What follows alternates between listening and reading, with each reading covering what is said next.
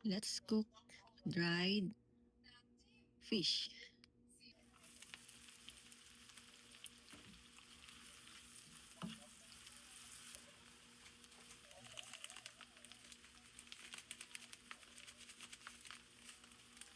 Konting magic sarap. Kaya na to.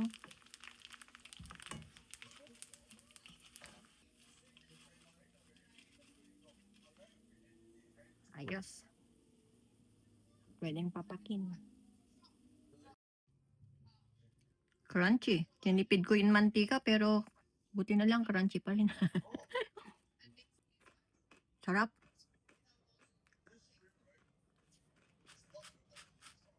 Crunchy.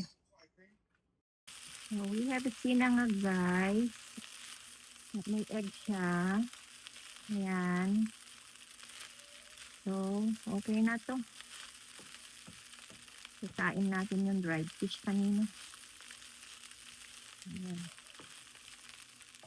Okay na yan. Lagyan natin ng konting paminta. Lagyan ko rin ng magic sarap. Okay. This is good. That's it.